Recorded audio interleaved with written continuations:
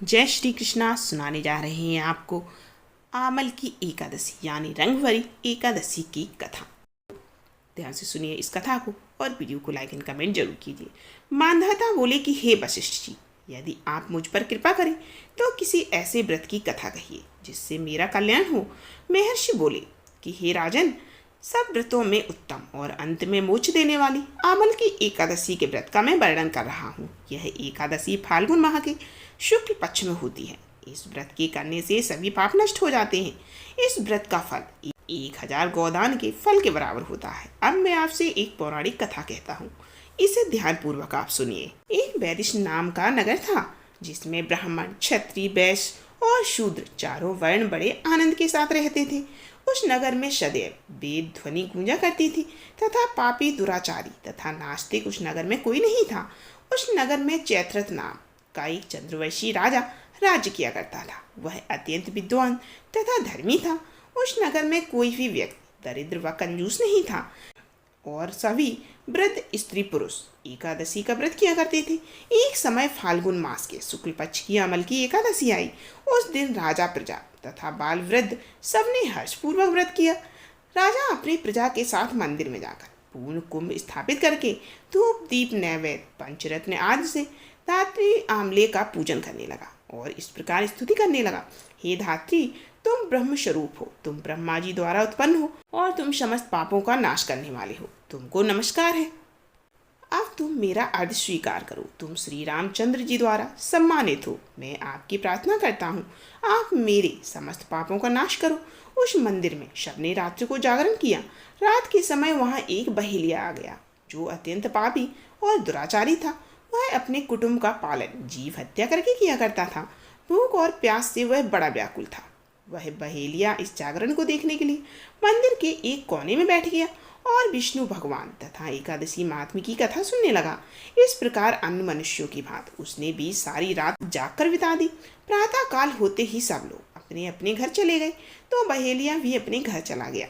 घर जाकर उसने भोजन किया। कुछ समय बीतने के पश्चात उस बहेलिये की मृत्यु हो गई। मगर उस आमल की एकादशी व्रत तथा जागरण से उसने राजा विदुरथ के घर जन्म लिया और उसका नाम वशुरथ रखा गया। युवा होने पर वह चतुरंगिनी सेना के सहित तथा धन धान्य से युक्त होकर 10,000 ग्रामों का पालन करने लगा।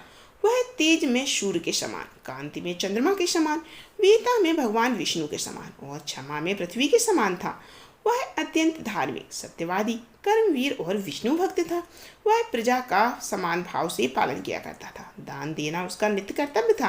एक दिन राजा शिकार खेलने के लिए गया। देव योग से वह मार्ग भूल गया और दिशा ज्ञान न रहने के कारण उसी वन में एक वृक्ष के नीचे सो गया।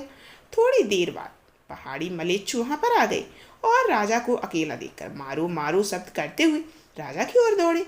मलेच्छ कहने लगी कि इसी दुष्ट राजा ने हमारे माता पिता, पुत्र पौत्र आदि सभी अनेक संबंधियों को मारा है तथा देश से निकाल दिया है, अतः इसको अवश्य मारना चाहिए। ऐसा कहकर वे मलेच्छ उस राजा को मारने दौड़े और अनेक प्रकार से अस्त्र शस्त्र उसके ऊपर फेंके। वे सब अस्त्र शस्त्र राजा के शरीर पर गिरते ही नष्ट हो जाते और उनका बार पुष्प के समान प्रतीत होता। अब उन मलेच्छों के अस्त्र शस्त्र उल्टा उन्हीं पर प्रहार करने लगे, जिससे वे मूर्छित होकर गिरने लगे। उसी समय राजा के शरीर से एक दिव्य स्त्री उत्पन्न हुई। वह स्त्री अत्यंत सुंदर होते हुए भी उसकी भ्रुकुटी टेढ़ी थी। उसकी आंखों से लाल लाल अग्नि निकल रही थी, जिससे वह दूसरे काल के समान प्रतीत होती थी।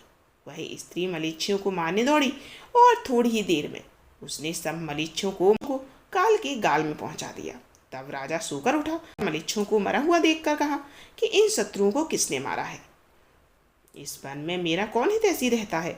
वह ऐसा विचार कर ही रहा था कि आकाशवाणी हुई, हे राजन, इस संसार में विष्णु भगवान के अतिरिक्त तेरी कौन सहायता कर सकता है? इस आकाशवाणी को सुनकर राजा अपने राज्य में आ गया और सुखपूर्वक फिर से राज करने लगा। महर्षि वशिष्ठ बोले कि हे राजन, यह आमल की एकादशी व्रत का प्रभाव था। जो मनुष्य इस आमल की एकादशी का व्रत करते हैं वे प्रत्येक कार्य में सफल होते हैं और अंत में विष्णु लोक को जाते हैं। तो ये थी आमल की एकादशी यानी रंग भरी एकादशी व्रत की कथा।